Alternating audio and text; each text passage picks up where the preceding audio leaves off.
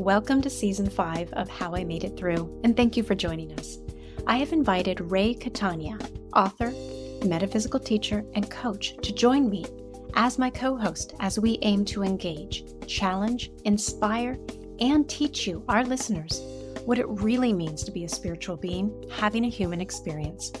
We'll explore not just concepts, but attempt to unravel the neuroscience of metaphysics, as well as practices designed to expand consciousness, increase healing, and develop a profound connection to love.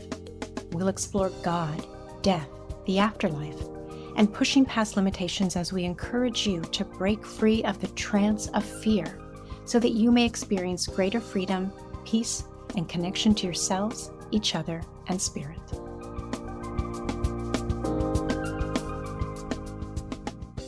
Obviously, I read your story, and it's it's amazing. It's heartbreaking and amazing at the same time. So I gotta commend you. It's just the amazing thing that you went through, and not only came through it, but excelled and succeeded and did so much thereafter. And I just wanted to compliment you on that and tell you how awesome I think that is. It really is. Thank you. My background is mostly in metaphysics, but the way I got there was trauma, drama, unhappy childhood, parents who fought all the time, and I would try to escape that reality and eventually push through into another reality and realize that there was more to this world than meets the eyes and the five physical senses. And then once I started to go down that path, even after I tried to push it away and pretend like it wasn't real, it really started to follow me around to the point where I was going to check myself into the nut house. And then I met a medium who took me under her wing and said, "Hey, listen, you're not crazy. I can see this stuff too." And she really taught me a lot about what was going on and how to deal with it. And not only that, but how to really expand it.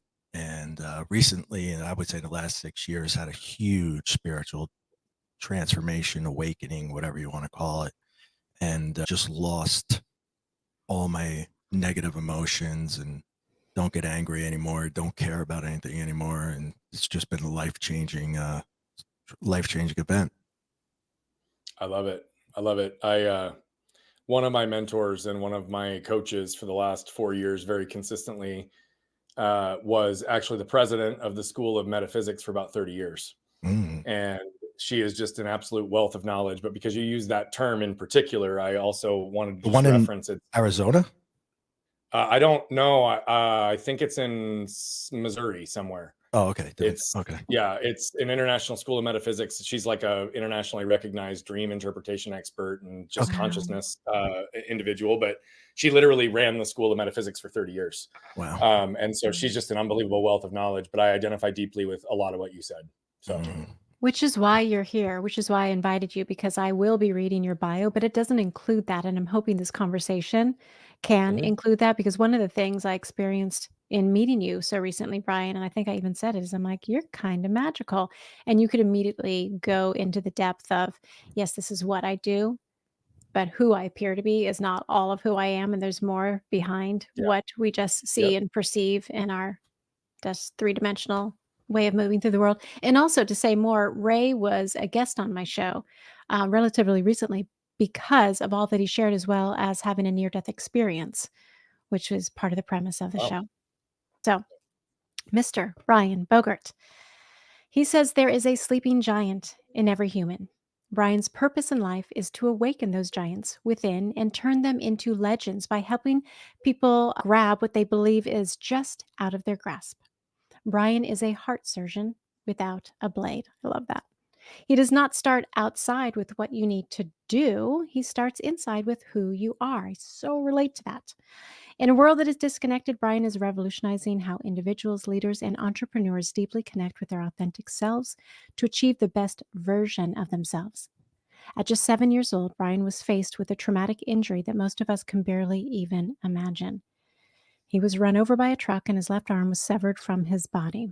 After years of intensive rehabilitation and over 24 surgeries, Brian has a deep lived understanding of how physical, emotional, and mental pain, and I bet spiritual, can keep people buried regardless of what their initial trauma was.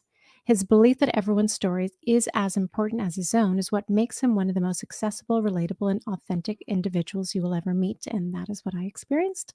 Sorry for all my editorial.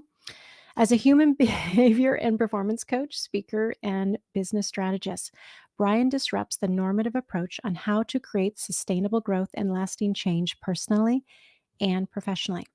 His philosophies on how to embrace pain to avoid suffering, scanning the can, and waste to wealth have helped individuals and companies discover and activate their limitless potential.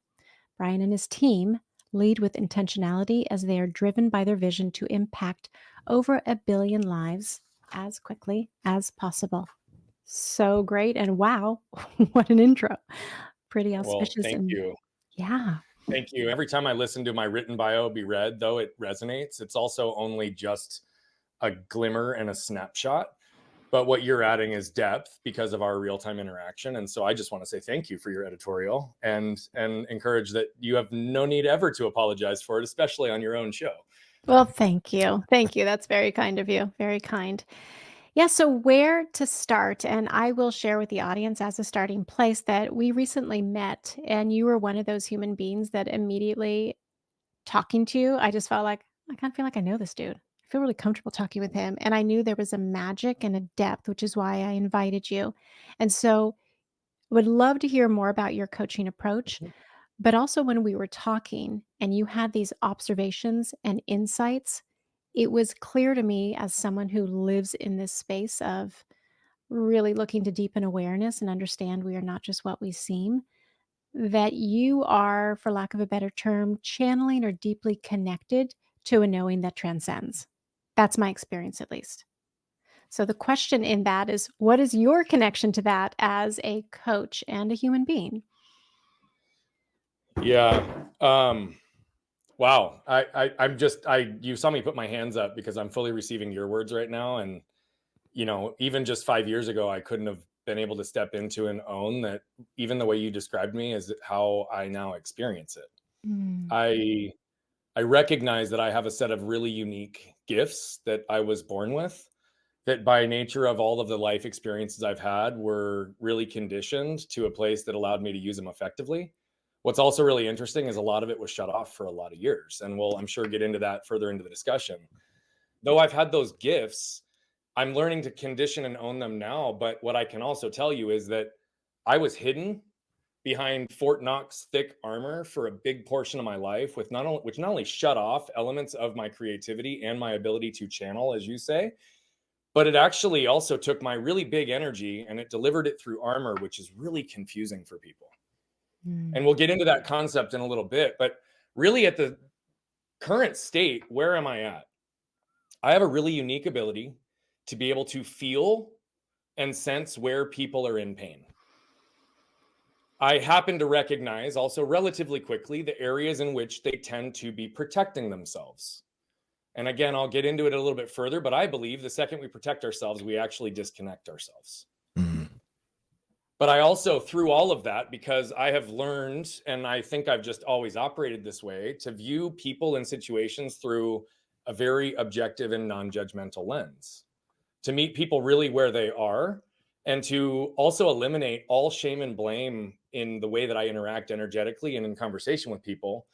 Because when I can see everybody that way without bias, it's not about what people have done, it's about what they do moving forward, where we're ultimately healing layers of people's pain so they can shed the associated layers of armor to fully step into their power and potential. And that's only recently that I've described it that way. But that's why I have also the nicknames, the 1 second psychologist and the heart surgeon without a blade.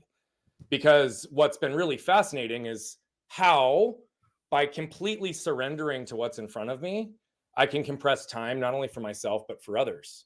And I used to believe that I had a bad memory. Every time I go to recall information, it's not there. I don't remember things. Like if you were to ask me to tell your story, your kids, your family, your everything after 2 hours of sitting together, I probably can't. Yeah. I don't necessarily remember it when it comes to accessing knowledge. Yeah. But what I surrendered to a few years ago is that it's not about accessing knowledge. It's about surrendering to allow wisdom to flow through me. Yeah. And whenever that happens, I actually have access to all the information I need always, up to and including the stuff that my memory wouldn't allow me to capture. And so it allows me to just be very, very present with people. And the truth is the gift that I tell, and the truth is also what sets you free. But I deliver the truth that's wrapped in objectivity and non-judgment so that people can actually receive it as truth versus just a hope, belief, or dream. Wow. Love that. That's absolutely amazing. So many things you just said that resonated with me in such a huge way. But the question I wanted to ask you is, you mentioned that something transitioned you about 5 years ago, maybe 6 years ago, that really made you see things in a different light. Can I ask you what that event was? It was about 6 years ago, almost exactly. I was about 32 years old, and my daughter and I had been playing and laughing, and she was about 2 at the time. And we lay down on the couch afterwards, and she wraps her arm around my neck, and she kisses me on the cheek, and she says, "I love you, Dada." And I broke down in tears. And I am somebody that believes that tears are a sign of strength. But by virtue of how I was raised and what I went through, I also very deeply conditioned tears out of myself. And so it's not a common thing that I'll feel emotion to a level that just hits me. Now, if I have extreme loss, if I, especially with somebody that I care about, like that's when it will typically hit me really hard. But in this case, I'm sitting there and I'm bawling. And it's out of pure joy, pure love. And I started to sit there for just a second and started to realize that I'd really never experienced anything like that in my life. In fact, I just didn't know it at the time. See, the day of Ashley and my wedding, I was a complete blubbering idiot the entire day. Like, I lost control of all emotion, and it wasn't stress, it wasn't anxiety, I now know it was joy and anticipation. But like, we don't have a single good wedding picture because I don't have a pretty cry face, right? But as I realized, okay, at least one other time in my life I could experience this. Okay, great. But what I also sat with and became abundantly clear is that if this is what I'm experiencing and it's pure, real, authentic joy, then everything else I felt in my life is pale in comparison, which meant to me I'd only felt a fraction of it. And that was the time that I really started to unpack the fact that I had shut off my ability to feel. Yeah. I think that's such an important thing. And I think for everyone, but primarily, if I could be so bold, the way men are programmed, boys are programmed and conditioned, there is just this shutting off of who Yep. they are, fundamental aspects, and all this critical data in the landscape of emotions. And I love that a young man is standing before the world saying, you have to feel. That's where it came into play. I mean, I started saying for years after that if you don't feel, you don't heal. And there's been science that supported it since, right? There's 40,000 cells in the heart. They're brain-like cells, and they're called sensory neurites. And they've actually studied these cells through the lens of cellular memory. And they've shown that if you go through the intellectual pattern of unpacking the patterns of your past alone, and you don't actually embody the associated emotions in the body, that those 40,000 cells don't heal, and you'll continue to repeat the same patterns. I want to be really clear when I say this as well. Lots of people go to therapy, or they go see a counselor, they go see a psychologist. And I'm giving a giant caveat before I say this, because I want to make sure that everybody hears this as transparently and clearly as possible. I am an advocate that everybody go do that, with one exception. And one thing I want you to pay attention to. There are brilliant healers in each one of those categories I just listed. But there's also as many of them that just make you more aware of all the ways you should be judging yourself versus giving you anything practical, tangible, or pragmatic to apply in your life to actually move through it. Which is often why some of my clients have said, I've gone to therapy for 10 years, 15 years, 20 years. How in 2 conversations have you helped give me more clarity? Well, it's also because I'm very real and transparent. And I also understand what it takes to get people to move through this, because I've had to do it myself, right? I was shut off so completely. Other than that moment of joy, it took me probably another year before I was able to authentically feel without unconsciously suppressing. So you said so much that was important in that, but I caught a part that felt incredibly important. You said, because I knew what it took to heal. I'd gone Yeah. to 10 years, 20 years therapy, and then yet in a couple sessions with you, I'm able to achieve and heal in ways that I wasn't. What are some of those pillars of wisdom Yeah. that you have discovered that you share with your clients? Yeah. So I would tell you that in a lot of cases, it's about how we're actually helping them understand and see things in their own like world that gives them a deeper understanding for the source or sources of their intellectual and emotional narratives and their beliefs that their lives have only further validated as they've lived longer. As I've moved through all of this, for context and perspective, I was in daily physical pain for nearly 31 years. I'm a year and almost 40 days with zero physical pain for the first time in my adult life. Why do I say that? Because I understand pain at the deepest level in all four categories of self: mental, physical, spiritual, and emotional. And I've had to go to those levels internally from even a cellular regeneration standpoint and what many people would call woo woo to better connect to myself. But, the reality of it is our body almost always points us towards what's important if we're paying attention. Yes. Right. And we have cellular. Go ahead, Ray. How do you do that? Do you use meditation or do you use something else? How do you get there to So relieve there's a that pain? variety of modalities that I use to get there. But as it relates to Kristin's question with a client, I guess I would ask, are one of you willing to jump in and just show by example a process that really compresses time for people? Sure. Okay, so you're willing to jump in and get vulnerable and share some stuff about you? Yes. Okay. All right. So one of the biggest things that I really want to help people with is to better understand, like, again, what are all these things that we're doing? How are we reacting? And often we're reacting to things that have nothing to do with what's right in front of us. So, Kristin, who was the last person or what was the last thing that made you feel like garbage?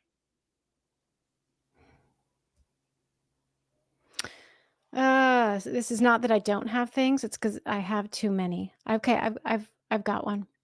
Okay. And, you want me to share it? If you're willing. Yeah. Yeah, I'm totally willing to share it. So, um, I am not as much as I was because I got more support, but a caregiver for my mother with Alzheimer's, and I was really impatient with her. Mm, Recently, she had texted me, and her texts make absolutely no sense. yeah.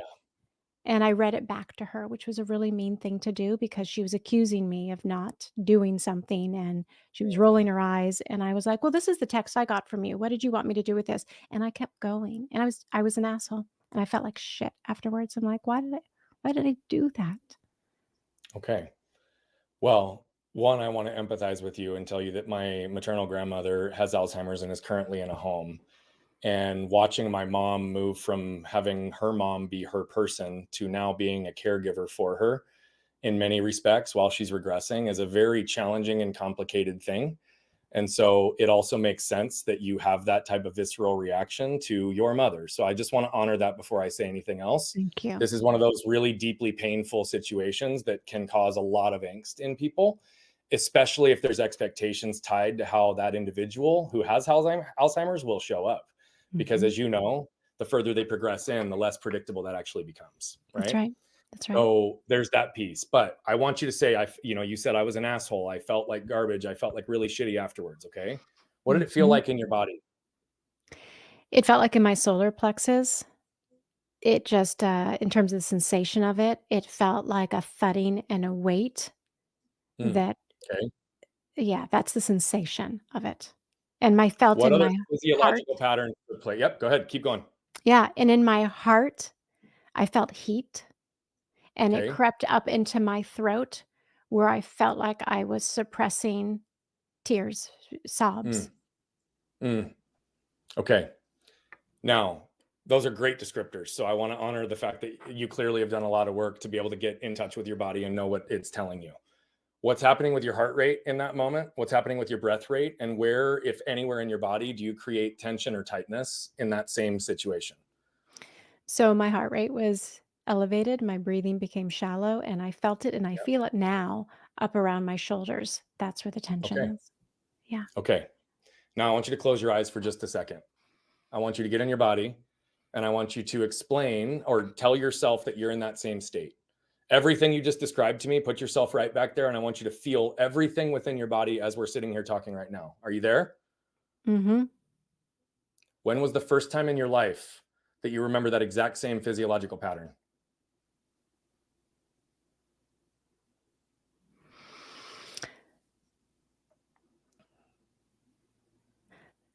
I think it was in nursery school. This is so specific, but in nursery school, they had some sort of fair. It was like a rummage sale, and I was super, super shy, and I was following the teacher around, and all the kids got a desk with books and crafts, and suddenly the parents and everyone's coming in, and they hadn't noticed me, and I didn't have a table. I didn't have anything, and they randomly grabbed a mug and stuck it on this, like, stool in front of me, and my mom bought it, and I felt embarrassed, and I felt unseen and angry and scared. They weren't protecting me. Yep. So what were the intellectual and emotional beliefs that were formed in that moment? The moment that happened, the belief became, "I can't trust an adult, I don't belong, and I'm unseen, and people feel sorry for me." Other than the very last one there, how's that different from the narrative that you just told us about your mom? It's the same. Bingo. Yeah. You can open your eyes whenever you want. Okay. Now, for the sake of where we're at here, why do I do that? Because we carry cellular memory that causes us to believe certain things that happened in situations earlier in our life that get projected into our current moment, right? In my life, it would look something like this. My wife would say something like, "Hey, honey, what do you want to do with the kids this weekend?" But my shame and my anger filter would cause me to hear it this way: "Hey, honey, you've not done enough to be a good husband and father here recently. So what are you going to do to make up for it this weekend?" Right. Then I'd feel that visceral reaction, right? I'd feel my chest expand and puff because I'm getting there. I feel the wave of heat and emotion, and my heart starts racing. And what do? I rattle off the 10 things I've done in the last 4 days to show her I'm a good husband and father. That wasn't even what she was asking. Yeah. Now I've created a ripple effect of damage that I've got to pull back in and create repair to neutralize and diffuse that energy, right? But oftentimes, in a very similar exercise to what we just did with you, again, we would spend more time in it if we were working together directly. But in this particular case, why do I want you to go there? Because here's the reality. Every time you feel that exact same physical sensation, you've already identified the intellectual and emotional beliefs, and you've already identified a source moment that caused you to feel this way and lock up, right? The tension in your neck, the tightness in your throat, the wave and the feeling like you're not here, the race, it's literally all because I just want to be heard. I want to be seen. I want to be understood. I want to be connected, right? And then because you weren't, what happens instead? Your armor goes up. Right. Protect Right. yourself, to keep you safe, right? And now all of a sudden it keeps all of those energies repeating themselves and then coming out in real-time situations like this with your mom. It's so powerful how you have condensed it. I love that condensing aspect of it and just quickly creating those connections. What I'm curious about, because this is what I have in my work, is when you're working with someone who has trauma Yeah. and who hasn't. I mean, it's the word of the day, right? Yep. Big T or little T, it doesn't matter, right? Right? Yeah. So when people aren't connected to their bodies, like many people who've had either big T or even little t, sometimes are not because of the armoring, to your point.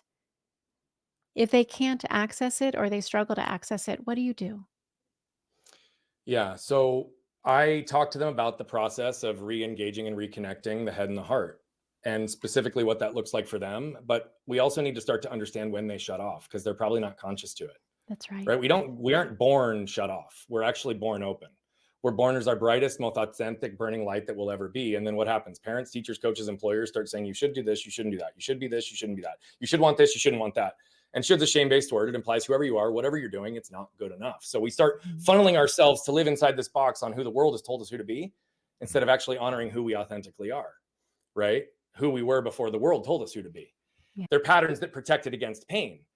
Now, I will tell you, I have worked with the most crassed, armored, type A, hard charging males that have bought into toxic masculinity, hustle culture, and all this other bullshit that disconnects us, right? Like Yes. some of those people, I work with some really, really, really well-known people too, that fit this external image. I have yet to find somebody, when guided through the exercise I just gave you, who can't give you at least one or two physical symptoms physiological reactions. And so the other piece we do is empower them in that moment, right? Here's the reality. One of our pillars is called move. This is, how do these emotions move through you? How do they move through your world so that you can move through them? All of us feel things physically first. It's how we experience the world. That's why most of us learn physically first. So getting somebody to even identify one or two physiological pieces, even the most angry, shameful based people can understand, oh shit, my heart rate just raced up. Oh man, my breath just got shallow. Man, I feel really heavy right here. If that's all they can identify, they may not understand the emotions or how it's moving through them, but they can understand the physical reaction, right? So then what is the whole point? Putting ourselves into the point of identifying when that physical reaction takes place so that we can stand in it and own it. Now, what we give, and it would be like this, any other moment that would get triggered that would represent and model how the emotions move through my body, how they move through my world so I can move through them, right? It's a moment to pause. So if that's the case, then how do I lower my armor in those moments to open my heart and actually see what's possible in front of me, right? It's those situations that allow me now, if my wife says something, to say something like this: hey, honey, I just got triggered by what you just said, which tells me I didn't hear you correctly. Could you please restate it? And I'll try to listen through a more neutral lens. And if I'm not capable of doing so, maybe we can pause this conversation and revisit it later so we don't create more damage. How At the end of the different day, would our relationships be if more of us did that? completely. But the thing is, Yeah. we all can do that. Yeah. It's just that nobody teaches us this shit. And what's so important in what I'm hearing you say also is, if I can sit with those emotions, which feel like shit, but they do pass. What I experience myself and the clients I work with is that we over index on them. It becomes not just what we Yep. feel, but who we are. And then what a Bingo. scary thing. If I'm in shame, then I am a piece of shit. Bingo.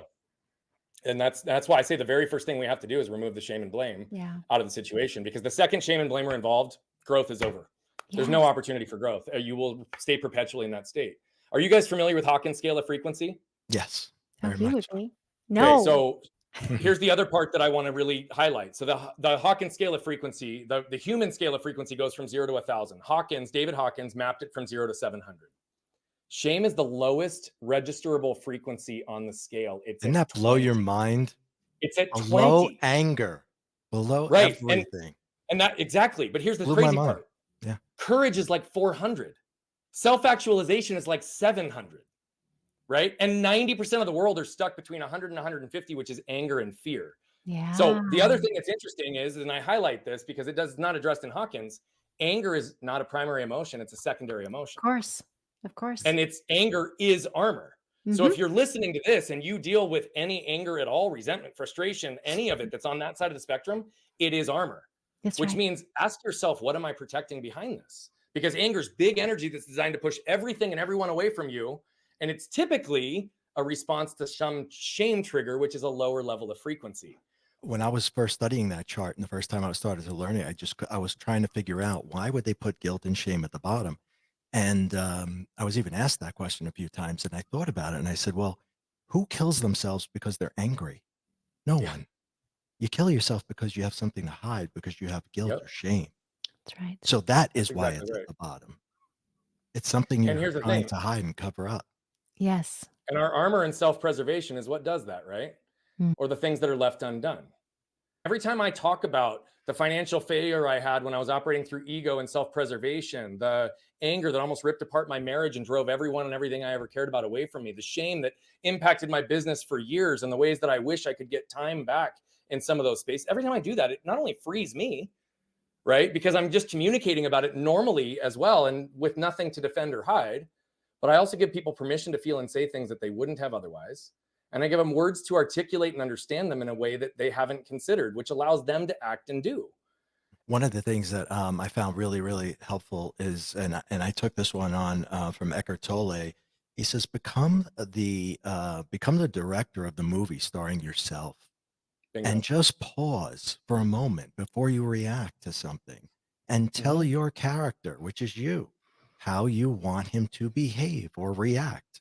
Do you want him to be a raving lunatic, or do you want him to be cool, calm, and collected? Which do you want him That's to right. be?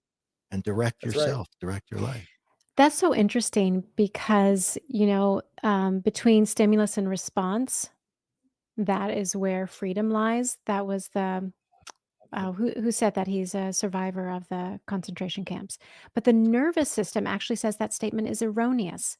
That when we are really hijacked in the nervous system, it's hard to even find the capacity to pause. So that's Yep. where so what does one do with the desire to live in the way that Ray just exemplified, but we're in Yep. these operating systems that could ambush our capacity Yep. to get into our prefrontal cortex to go, how can I be circumspect enough to respond rather than be the raving Yep. lunatic? Well, I think there's a short-term answer and there's a long-term answer, right? Nervous system regulation, like I had mentioned before, is one of the greatest ways to get you to consistently have the capacity. And that's why that part is focused on, is with the knowledge that you just suggested. I would also suggest, though, that I've yet to meet a person who doesn't immediately be able to tell you that they know exactly what it feels like to be triggered in some form or fashion, right? Now, what I'll tell you is in the move pillar, shame moves through my body 5 different ways that I'm aware of. Anger moves through my body 6 different ways that I'm aware of. Right? Why is that important? Because if I don't understand the physiological pattern, I'm going to identify it as something else and not be able to break the specific pattern. But most people at a bare minimum can know what it's like to be triggered in some form or fashion. And when asked, how quickly when you're triggered are you aware of it? Almost everybody answers, oh, immediately. Right away. Okay. Yeah. So if we can at least own that, then really it's a matter of, if I know this, then my next stimulus and pattern needs to be take a breath right after I get triggered, right? And so sometimes it's just taking a quick pause. That is something that's really important. But at the end of the day, what is this all about? Whether we're talking about breaking a trigger pattern or we're talking about living into our maximum power and potential, it's also about being present in this current moment, because it's the only thing that's real. Yes. And so his whole statement there is also being able to recognize that to be present in every moment also means to be the observer and the participant in each moment. Nothing else really matters. The things that we think are important and we stress over and we get Yes. all upset over are usually nothing. Not It's even a big deal. nothing. Don't pay your Yep. credit card bill for a year. See what's going to happen to you? Nothing. Nothing. Yep. No But then one's you going to look at come and all of shoot the you. shame that people have tied to money and all the emotion and things that they have. Mhm. And I did too for a long time, right? Banks are But going to hate me. I love that example because money is energy just like everything else, Right. right? Right. You know what? It's so interesting. I so connect to that, Ray. Nothing really matters. Nothing. Mm-mm. When I think about my own spiritual connection, when I'm most available to my guides and to intuition and to wisdom, and when I'm out of this egoic, low vibe state, is usually when it's the middle of the night. I'm not asleep. I'm not awake. I'm in this new, new is the wrong word. I'm in the zone, and it's a beautiful zone. I have this ambition to achieve something that I'm working on right now, and it's taking up a lot of my time and my energy. And the other night, it came through so clearly. Doesn't matter what happens. It doesn't Mhm. matter. This is That's just a right. game. Just Yeah. play with it. Have fun. And the liberation and the freedom and then the desire. This is me really hooking what you're saying with what Ray said is that the more we can learn the nervous system regulation, the triggers, this, taking a look at the waist and being able to get the connection between the shame and the guilt and the story and find freedom from it, the more we can live in that state that was just this Right. liminal space, this threshold space of like, this is who we really are. Oh my Yeah. God, I want more of this. Mhm. That's totally right. I think we all seek and desire 4 things. We all want to feel safe. We all want to feel protected, and those are not the same thing. Yeah. We all want to feel seen and understood, and we all want to feel connected, right? But the second we walk into an environment that we don't feel seen and understood and connected or protected, what do we tend to do? Protect ourselves, right? You guys know those 35-gallon black trash bags for the outdoor bins? Mhm. Yeah. Imagine unfolding one right now. Don't open it like to put air in the middle, but just leave it flat. Grab onto each corner. Now lift it up in front of your face. That's your armor. Okay. Now I want to ask anybody listening, but Ray, I'll just speak to you just for the purposes of now. Who is somebody in your life that you care deeply about seeing you, understanding you, connecting with you? My wife. Okay, great example. Now you're holding this armor. Mhm. Question becomes, how could you properly expect her to ever see who you are, what you're about, your willingness, your heart, your desire, your soul, your boundaries, what you're willing to do, what you're not willing to do, delivered through an opaque force field? Mm. And that's also assuming that she's not carrying her own that's going to further dilute the message. Mm. Right? The reality of it is the second we protect ourselves, this is where we disconnect ourselves from the two things we want most, which is to be seen and understood and connected. But it also disconnects us from who we are and what we want in this world, as well as what we're able to attract and bring into our world in terms of abundance and receivership. And so if we understand all of what we're talking about here, it's really every relationship, every interaction, every situation in life that we've ever been judged, criticized. You talked about the situation where you weren't seen as a kid, right? And you felt like you did something wrong and you didn't understand why, right? Here's the reality. That conditions us to believe that we're never going to get it right. Yeah. And that we need to always stay protected, because even when we're operating from the best intent, trying to do exactly what's been outlined in front of us, we still are subject to judgment, criticism, shame from the outside world. That's right. Well said. Well said. Well said. I have another question. And this goes back, it really relates to the show, and it relates to people like Ray and so many of our guests, and so many of the guests I've had over the last couple of years who have different, what are called claircognizant, clairaudience, right? Clairvoyance. And I'm hearing that you have clairs. Like, the reason I know you is because I was a guest on someone else's show, and he said, "Have you ever met Brian Bogert? Have you ever heard of him?" And I hadn't. And he said, I showed up at this conference and I was just in a funk and I was in a really bad place and I hadn't slept and I was going through shit and went outside for a moment to clear my head. And there he stood and he just goes, "Dude, what's going on? What are you holding right now?" Or something to that effect. And you said, I can be with someone and I'm not, I always felt like I didn't have this great memory, but when you're totally present, you're like dialed in. We don't necessarily need to give it a name, but I think it helps to categorize that we all have this. It could be intuition, it could be clairvoyance. What do you experience? Do you feel it in your heart? Do you feel it in your solar plexus? Do you get thoughts, images? How do you connect so quickly? Yeah. That's a really good question. And I would tell you that it isn't the same every time, but I'll tell you the things that traditionally will happen. There are times that I feel, like literally feel their pain in my body as if I'm inside them, right? Which is the definition of empathy, by the way. It means to be inside another person, right? It takes it to a completely different level. And so there are times that I absolutely feel it. People always say to me, "Brian, how do you always seem to ask the exact right question?" I don't have an answer for that, because that's in surrender, right? I've always practiced how to communicate. I've always practiced how to ask good questions, but oftentimes it will come out of me as if I'm not even aware that that was the question that needed to be asked. And so that answers kind of the other side of it, which is I do believe that I channel. And I do believe that I get real-time downloads, because that's always the case. People are like, "How do you see into my soul? How did you know that? I've never told anybody that. Oh my gosh." It's not me. It's not me. Yeah. There's elements of my work that have conditioned it and allowed me to hone and condition this ability that I have, but it's something bigger than me. And it's truly, that's what I say. That's when I'm in surrender mode and I'm allowing wisdom to just flow through me. Yeah. But that only happens if I myself in this human body meat suit have the ability to center and ground myself in each present moment. For me, if I'm present in this moment, again, it's the only thing real. I can't predict the future. Whatever I can, it's fabricated. I can manifest and live into what I want. But the past is almost always jaded and not accurate.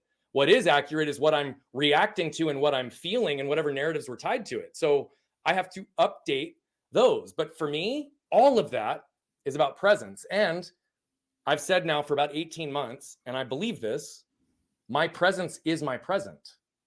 I am the gift. But oh, by the way, I believe that for every single person.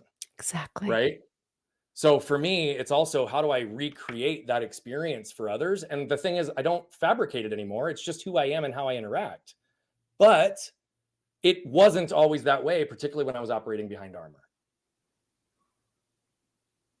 It's almost like being in flow with another person, another human. Completely. And just allowing yourself to be and allow them to be, and just allow those energies to intertwine and allow the universe, God, whatever terminology you like, to just come flow through you into that other person and vice versa. And it's Yep. that exchange of energy and information that's priceless. And it Absolutely. can happen in 2 seconds, like you said, but feel like an hour, you know? Yeah. Amazing. Amazing. Brian, thank you so much for the depth and the scope of the wisdom that you are sharing. I have not even a kernel of doubt that it will change lives and continues to. How do people find you? Yeah, if you are a website person, that's brianbogert.com. It's Brian with an I, Bogert, Bogert. If you are a social media person, it's at Bogert Brian on all channels. We give abundantly. My wife and I have a philosophy on giving until it hurts, which means we give even when we don't have it to give. Because I genuinely believe, though I've heard it said that the more value you provide for free, the less valuable you become. I also heard the counter to that the other day, which is that I believe deeply in karma. And I believe deeply in actually putting things out into the world to normalize the conversations that need to be had. So there's multiple ways to engage, but I'm saying that there's a lot of free ways to engage, because part of our mission also recognizes that 99.9% of people who get benefit from our world will probably never pay us $1.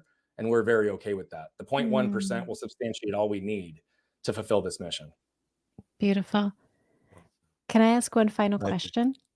I'm going to ask Absolutely. one final question. What does it mean to you to live a spiritual life?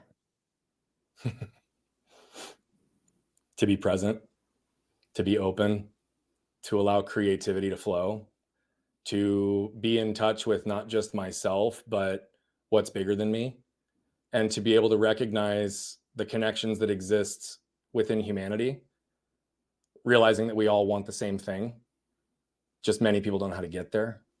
So to be spiritual is to live congruent to what I teach and to what I believe, because it's in each moment, each breath, each step, and each action that I ultimately demonstrate who I am to the world. So for me, it's about how I live and how congruent am I in how I live.